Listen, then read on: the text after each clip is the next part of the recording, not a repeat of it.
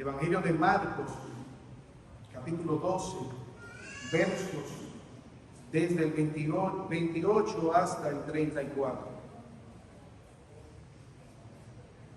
El más grande mandamiento.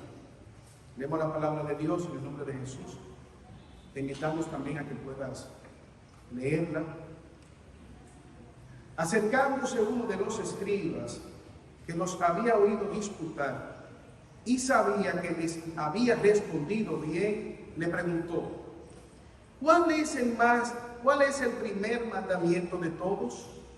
Jesús le respondió: el primer mandamiento de todos es: Oye, Israel, el Señor nuestro Dios, el Señor uno es.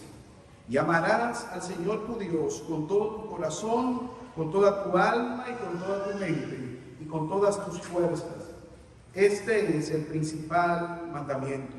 Y el segundo es semejante: amarás a tu prójimo como a ti mismo. No hay otro mandamiento mayor que estos.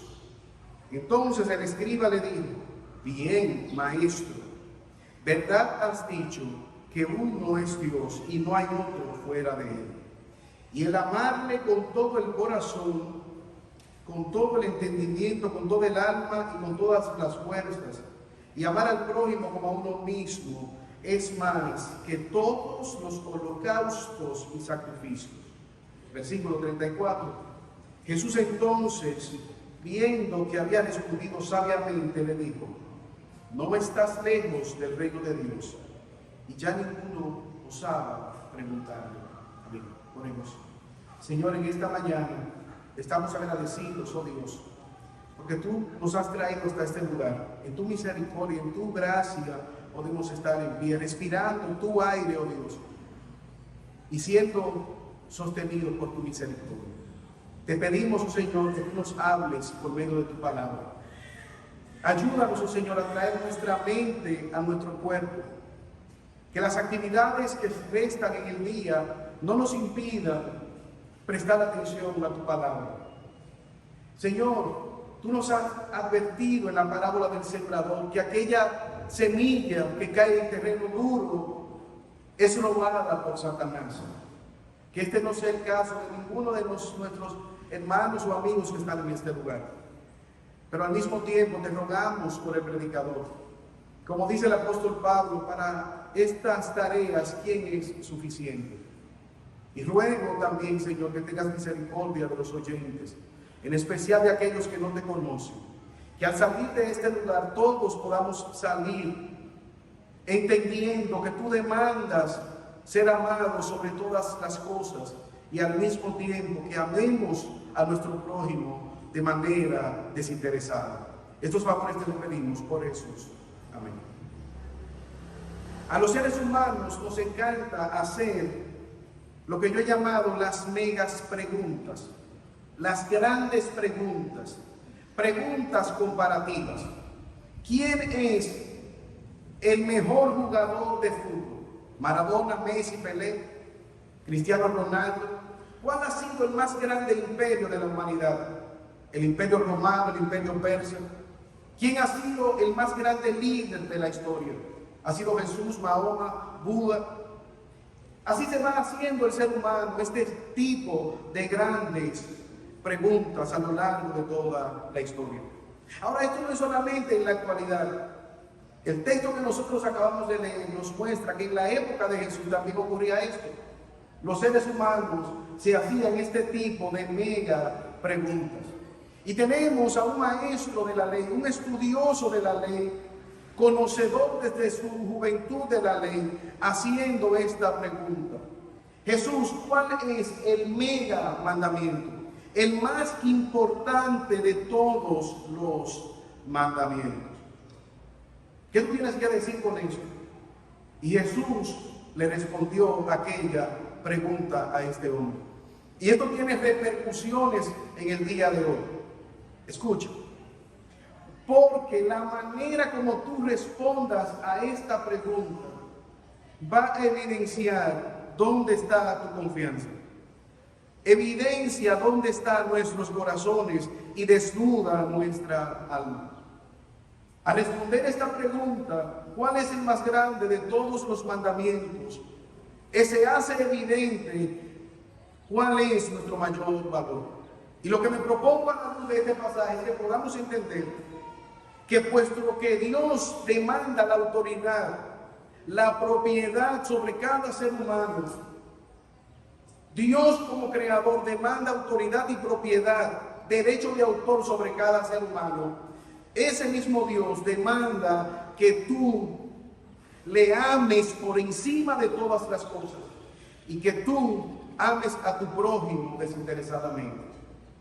El Dios creador que tiene autoridad sobre cada ser humano, demanda que tú le ames sobre todas las cosas y al mismo tiempo ames a tu prójimo de manera desinteresada.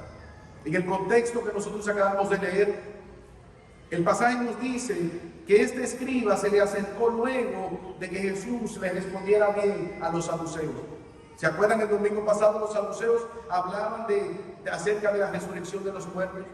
Y este escriba que nos dice la palabra del Señor que era un fariseo, y Mateo 22:34 nos dice que aunque lo hace de manera gentil, la intención también es hacer caer o tentar a Jesús. Ahora, Jesús es maravilloso. Jesús es Dios. Y Él logra sacar de lo negativo algo positivo.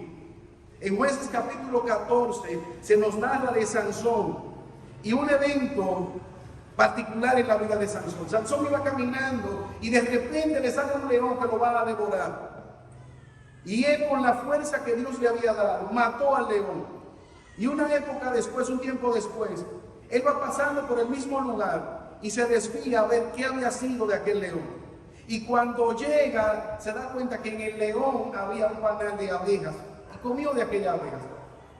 Y se imaginó o elucubró un poema: del devorador salió alimento y del fuerte salió debilidad. Asimismo, estos devoradores vienen a Jesús para devorarlo, pero Jesús saca una enseñanza verdadera que es de edificación, tanto para aquellos que le estaban escuchando como para nosotros en el día de hoy. Y lo primero que vemos es que Dios exige que tú le ames sobre todas las cosas. Versículo 28, léalo conmigo, por favor. Acercándose uno de los escribas que los había oído disputar y sabía que les había respondido bien, le preguntó: ¿cuál es el primer mandamiento de todos? Jesús les respondió: el primer mandamiento de todos es: oye Israel, el Señor nuestro Dios, el Señor uno es.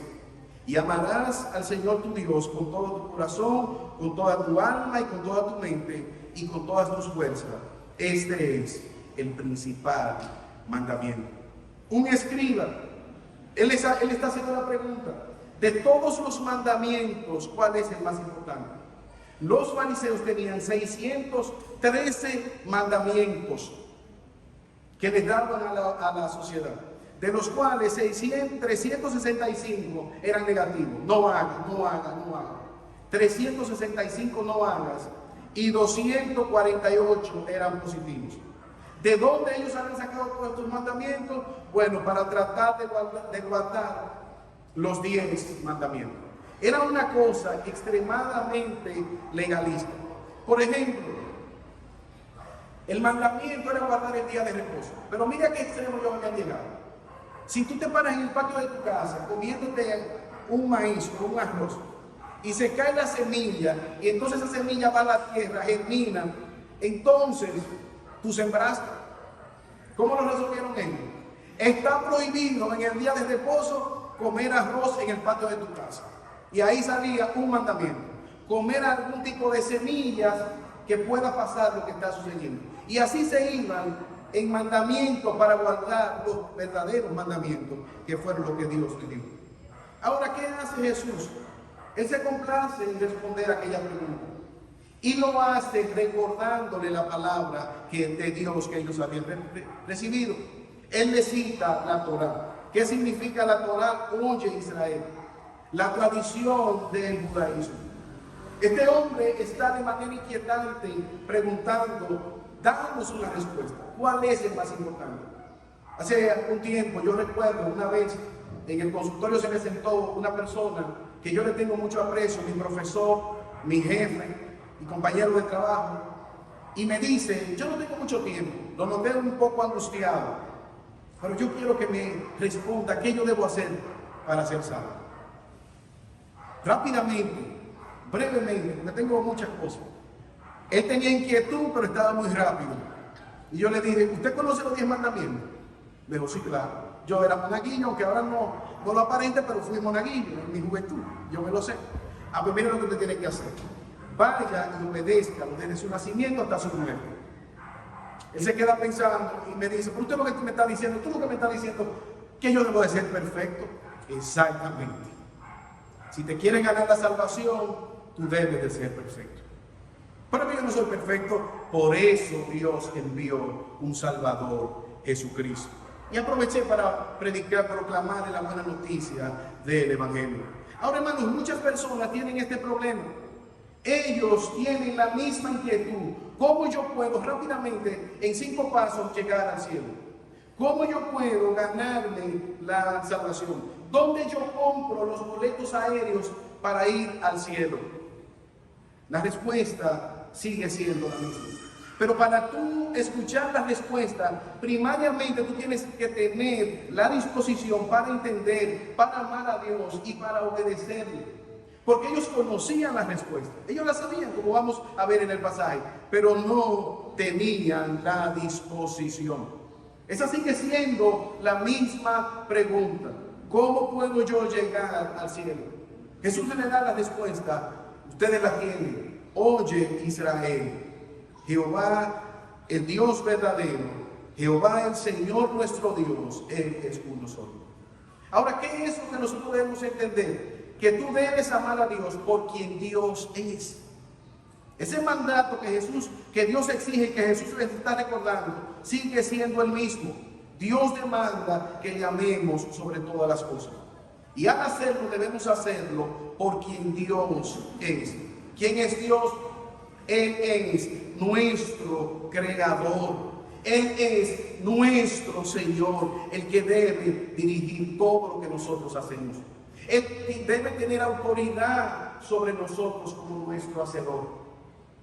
Es sorprendente para este hombre que Jesús le esté recordando esto, porque diariamente él lo recitaba varias veces al día. De hecho, usted ha visto películas, ellos lo ponían en miniatura y se la ponían aquí en la frente amarrada. La ponían en la puerta, se la tenían amarrada en los brazos, en la frente, para acordarse de estos mandamientos. Jesús está respondiéndole la Shema, el texto que leía nuestro hermano Manuel Vera. Ustedes saben lo que él le está diciendo. Solo hay un Dios verdadero, y ese Dios verdadero demanda ser amado por encima de todas las cosas. Él demanda ser amado por quien Él es. Un padre me contaba acerca de una historia con su hijo, que le decía: yo quiero que tú me des las razones para obedecer. Dame razones, convénceme. Le decía a aquel hijo. Y él le dijo: bueno, tú tienes que obedecerme porque yo soy tu progenitor, yo te mantengo, pago la cuenta, te llevo al médico, soy tu chofer, te busco, pero sobre todas las cosas tú tienes que obedecerme porque yo soy tu papá. Hermanos, nosotros debemos obedecer a Dios porque Él es nuestro creador, y no hacerlo es una rebelión. Por lo tanto, el mandato es que debemos amar a Dios por quien Él es. Ahora, hermanos, ¿qué implica amar a Dios sobre todas las cosas? Es amar sus mandamientos, obedecer sus mandamientos. Deuteronomio 6:2. Todos los días de nuestra existencia, anhelar vivir para la gloria de nuestro Señor. Amar a Dios significa enseñar a los hijos, a los nietos y a todo el que esté a nuestro alrededor que la única manera de vivir esta vida es haciéndola bajo los principios de nuestro Salvador. Enseñándoles los mandamientos como atinadamente hicieron Loida y Eunice para con la vida de Timoteo. Amar a Dios por encima de todas las cosas es que no debemos seguir otros dioses. Solo Él es el Dios verdadero. Y quizás al escuchar esto rápidamente vamos y usted dice, no pastor, yo no sigo otros dioses, en mi casa no se prende velas. Y rápidamente vamos a un templo religioso donde hay altares. La verdad es que nuestra sociedad, hermano, tiene dioses. El éxito profesional es un Dios, el dinero es un Dios, la fama es un Dios, el ser trascendente, el ser famoso es un Dios. Quizás adolescente o joven que me estás viendo, quizás tú has hecho un Dios de las redes sociales y te deprime cuando no le dan like a tus publicaciones. Eso se ha vuelto un Dios que sobrepasa al Dios verdadero. Y cuando tú y yo ponemos el gozo en eso, no estamos amando a Dios por encima de todas las cosas. Ahora, no solamente debemos amar a Dios por lo que Él es, tú debes amar a Dios por quien tú eres. Parecería redundante. Dios es el creador de todas las cosas, Él tiene la autoridad, pero tú eres una criatura. Tú fuiste creado para la gloria de tu creador, para la gloria de Dios. Él es tu creador, pero también Él debe ser tu Señor, el que gobierne tu existencia. Génesis capítulo 1, versículo 26 al 28. Hagamos al hombre, dijo Dios, a nuestra imagen y semejanza. La Trinidad está interactuando. Y vamos a poner en él la imagen. ¿Para qué? Para que pueda representarnos delante de la creación. Para que gobierne todas las cosas. Para que cumpla con ese mandato cultural de procrear y ser un replicador de nuestra imagen en toda la tierra. Creado a imagen de Dios, creado para la gloria de Dios, creado para obedecer la voluntad de Dios. ¿Qué hizo Satanás? Mentiras, mentiras y mentiras, y distorsionó, ensució, estropeó la imagen de Dios en el ser humano. Lo más peligroso que muchas veces, con demasiado éxito, Satanás logra hacernos olvidar que somos criaturas de Dios, creados a su imagen para vivir para su gloria. Y ese es un gran éxito, que tú te olvides tu propósito en esta tierra y vivas para descubrir quizás el campeón que hay en ti y tener y buscar los anhelos de nuestro corazón caído. Muchos o algunos de ustedes saben,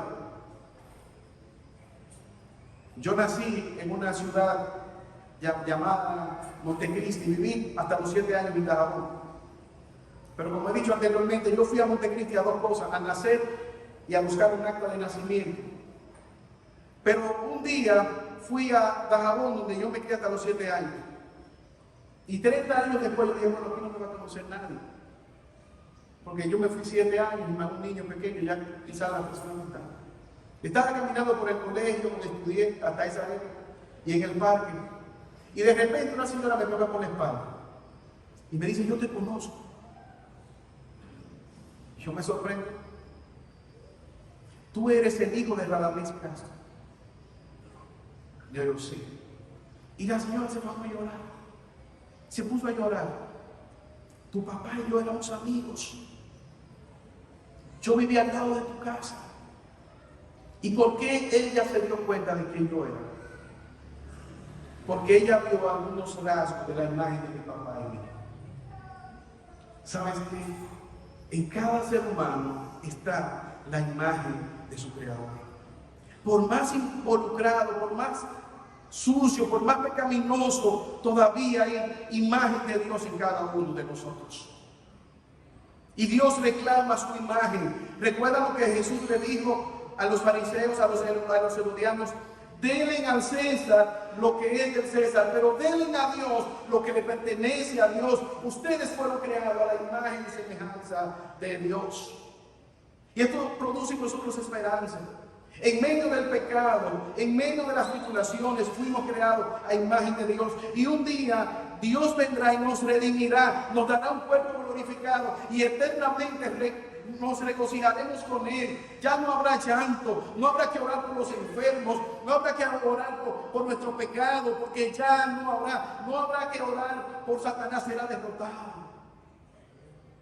Él restaurará con un cuerpo glorificado y podemos amarle plenamente. Pero debemos recordar que Jesús no solamente le dice a ellos que deben amar a Dios por quien es Dios, por quien ellos son, sino que Jesús les recuerda la manera como Dios demanda ser amado. Versículo 30.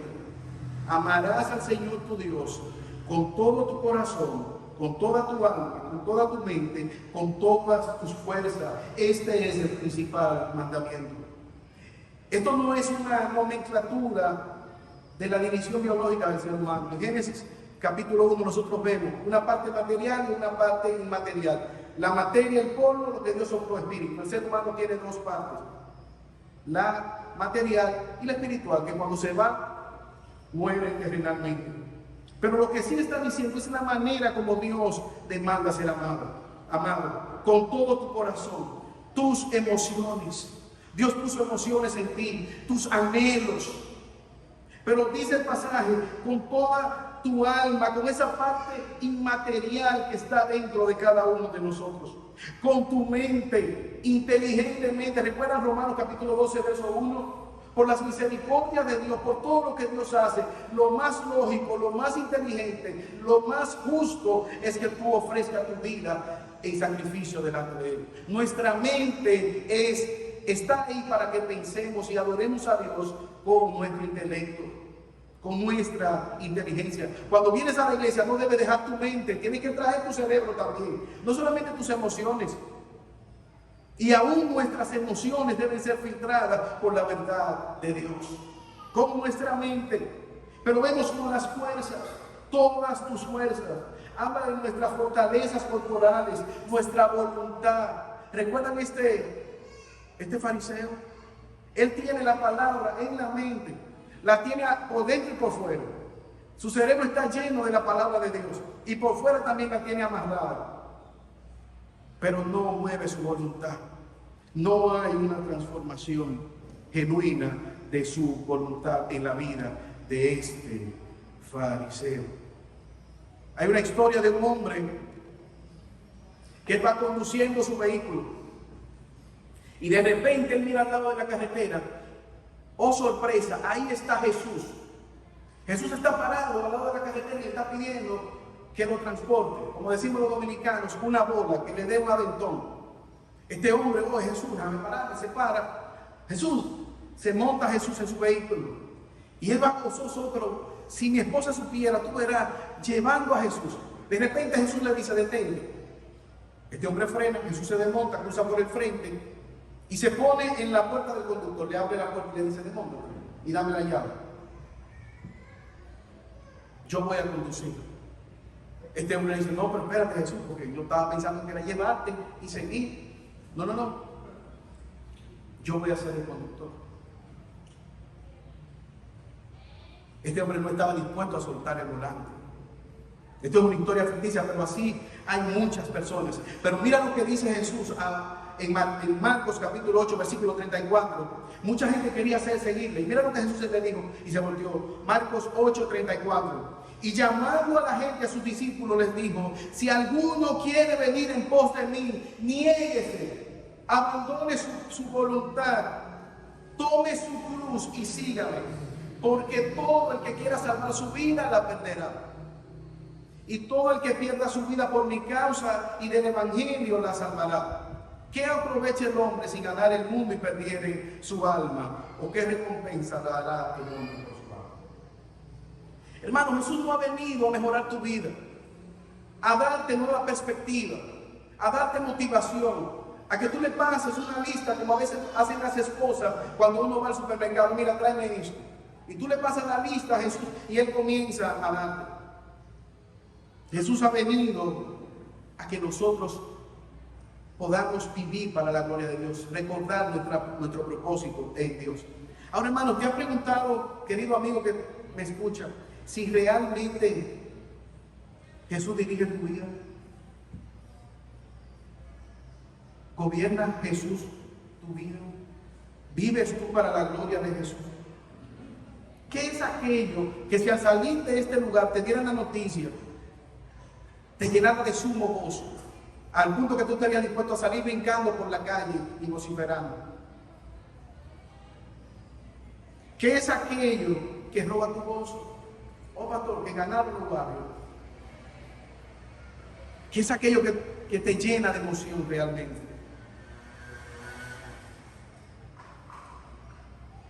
Medita por un segundo. Si realmente eres definido como una persona que amas a Jesús con todas tus fuerzas. ¿Qué es aquello que si te lo quitaran, perdiera todo tu gozo? La mejor causa del gozo para el creyente es: Jesús me perdonó, ya la ira de Dios no está sobre mí. Y oro para que Cristo venga. Mi mayor gozo debe ser que Jesús perdonó mis pecados. La justa ira de Dios, ya cuando Dios me mira a través de los ojos de Cristo. Y por lo tanto, yo puedo tener paz para con Dios, por la obra de Jesús. Los mandamientos que Dios le dio al pueblo fueron en 2 tablas. Hemos visto el primer mandamiento: amar a Dios por encima de todas las cosas. Oye, Israel, son mandamientos relacionados con Dios, pero hay una segunda tabla de la ley: los mandamientos relacionados para con los semejantes, para con los demás. Y esto da paso al segundo mandato que Jesús le dio, que eran 2, pero al mismo tiempo era uno solo.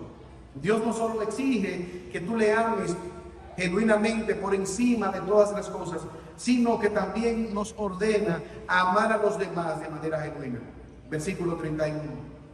Y el segundo es semejante: amarás a tu prójimo como a ti mismo. No hay otro mandamiento mayor que esto.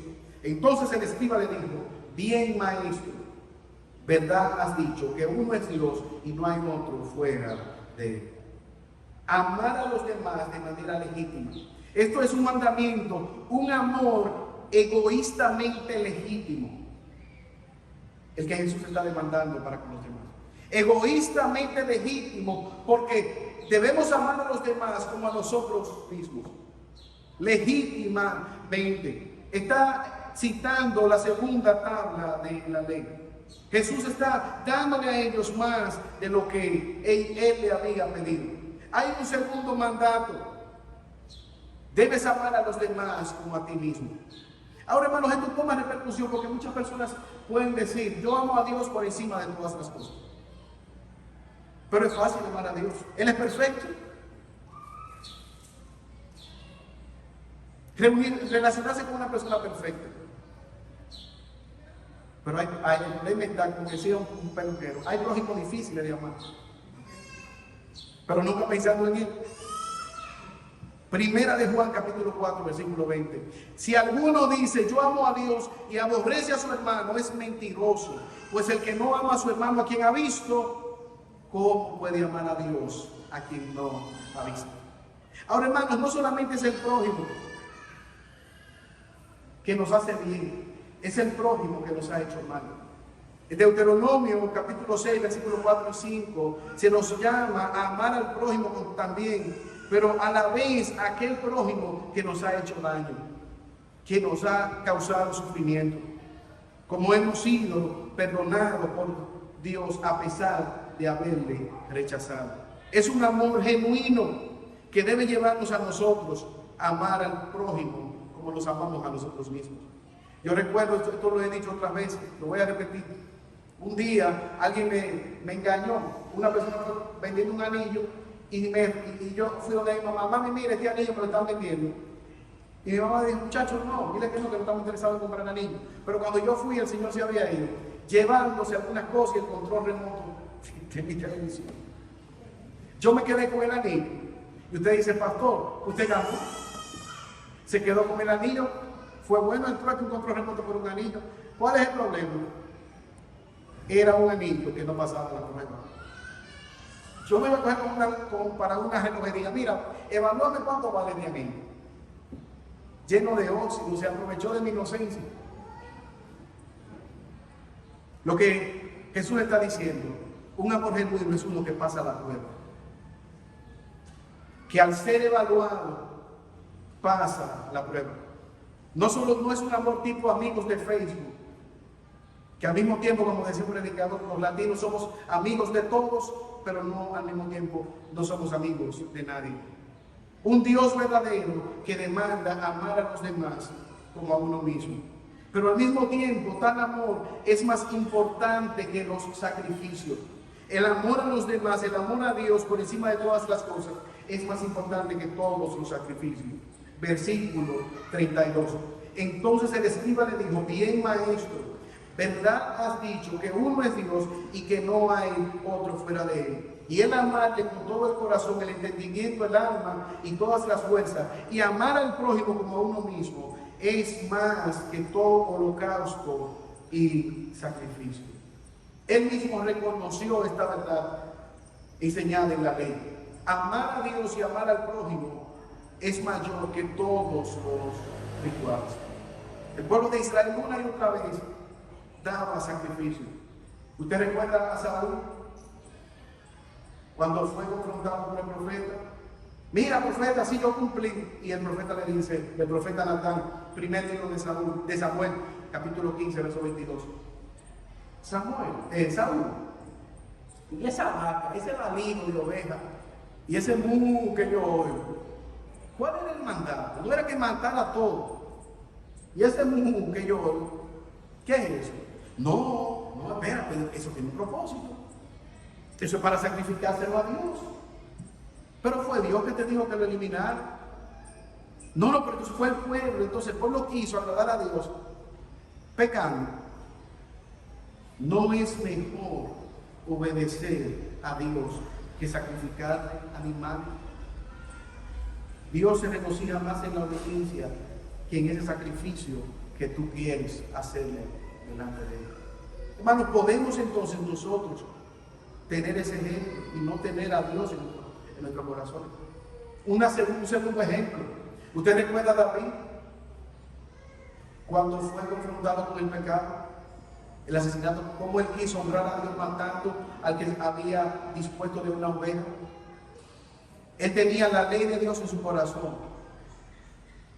y estaba dispuesto a llevarla a cabo, pero con otro, no con él. Pero era un ejemplo positivo. José, cuando fue tentado por la mujer de Potifar, ¿cuál fue la respuesta? ¿Cómo puedo yo pecar contra Dios y contra Potifar, que es mi semejante?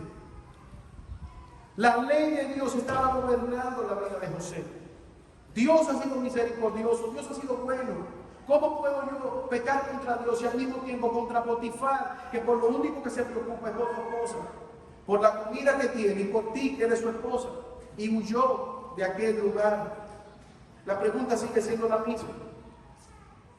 ¿Cómo podemos nosotros amar a Dios sobre todas las cosas? Es un llamado, hermanos, en esta mañana a reflexionar. Podemos tener mucha información acerca del Evangelio, acerca de Dios. Podemos emocionarnos cantándole a Dios, pero debemos permitir que la palabra de Dios transforme nuestra vida. Llevarnos genuinamente al arrepentimiento. Ayer justamente nosotros estamos en una actividad en Santo Domingo y nos tocó tomar un Uber. Y íbamos hablando con el chofer. Yo soy cristiano. No de ustedes, pero yo tengo a Dios y amo al prójimo. Como yo predicaba este sermón, comencé a hablar con él. No, yo soy muy temeroso de Dios y amo al prójimo. Pues nos tocó pedir otro Uber. Oh, sorpresa. Él fue rechazado porque cuando nosotros desmontamos, él reportó a la aplicación que nosotros no le pagamos. Entonces, al solicitar de nuevo el Uber decía: ustedes no le pagaron, tienen que pagarlo doble, pues no le mandamos nada. Entonces yo me acordé, pero él decía que ama a Dios, pero no está amando a Dios robando, y mucho menos está amando al prójimo, reportando esta mentira. ¿Con qué facilidad? Así, con la misma facilidad que él dijo que amaba a Dios, con esa misma facilidad estuvo dispuesto a pecar contra Dios y a pecar contra sus semejantes. Hermanos, esto debe ser retante para nosotros. ¿Realmente estamos nosotros amando a Dios como Él demanda? ¿Realmente nosotros amamos a nuestro prójimo? Y el mensaje no es: vete y ama a Dios sobre todas las cosas, en cada momento de tu vida. Ve y obedece. Ve y ama a tu prójimo como a ti mismo. En nuestra carne, en nuestra naturaleza caída, eso es imposible. ¿Qué podemos hacer entonces? Usted y yo fuimos testigos hace algunas semanas Como en los Estados Unidos, un adolescente entró con un arma de fuego y comenzó a disparar contra un colegio en una aula. Pero fue terrible los testimonios. Una niña que estaba en el aula, para poder escapar, ella fingió su muerte y tomó sangre de otro compañerito que ya había sido asesinado por aquel tirador y la puso sobre su cuerpo. Cuando el tirador pasó por donde ella estaba, la miró y pensó: ya yo la maté, está muerta. Y así ella pudo escapar de aquella vil tragedia. Manteniendo la distancia, hermanos, tú y yo podemos estar aquí, tener paz para con Dios y amar a Dios. No por nuestra fuerza, porque Cristo derramó su sangre. Y por medio de su sangre rociada a cada uno de nosotros, nosotros podemos amarle a Dios y amar genuinamente a su prójimo. Todo este tiempo he estado pensando en un ejemplo que puede ilustrar un amor a Dios y un amor a los demás. Y siempre la misma respuesta. Cada vez que pensé en un ejemplo de amor a Dios y de amor al prójimo, siempre a mi mente vino la misma respuesta. Y eso es una razón. No hay un acto más grande de amor a Dios y de amor al prójimo que la obra de Cristo. Su vida de obediencia perfecta al Padre. Su sacrificio desgastado totalmente en el bien de los demás. No comía tranquilamente, no dormía tranquilamente, no tenía tranquilidad para nada, para hacer la voluntad de su Padre que le envió en beneficio de sus enemigos que le clavaron en la cruz. Esa es la diferencia entre el cristianismo y las demás religiones. Ve y pórtate bien. No vas a poder sin Cristo, no vas a poder. Si Él no cambia nuestra naturaleza, no vamos a poder hacerlo. La cruz nos dice que Jesús ama a Dios supremamente y al mismo tiempo de tal manera nos ha amado que estuvo dispuesto a dar toda su sangre para satisfacer la justa ira de Dios. El mensaje no es: sal de aquí y pórtate bien, que te van a dar un trofeo al final del año escolar. Confía en Cristo. Él es el único escape. Él es el único vuelo seguro a la vida eterna. No hay más. No hay otro camino. No hay otra verdad. Solo en Cristo nosotros tenemos respuesta a las más grandes preguntas. Solo a través de Cristo tú puedes obedecer a Dios amándole sobre todas las cosas y amando a tu prójimo de manera legítima. Amar a Dios por encima de todas las cosas implica recibir, aceptar, confiar en la obra de Cristo en la cruz del Calvario. Como dice 1 de Juan 4, versos 7 al 12. Queridos amigos, amémonos unos a otros, porque el amor es de Dios, y todo el que ama el que ama ha nacido de Dios y conoce a Dios. El que no ama no conoce a Dios, porque Dios es amor. El amor de Dios se reveló entre nosotros de esta manera. Dios envió a su Hijo unigénito al mundo para que vivamos por Él. El amor consiste en esto: no en que amemos a Dios, sino en que Él nos amó y envió a su Hijo en propiciación por nuestros pecados.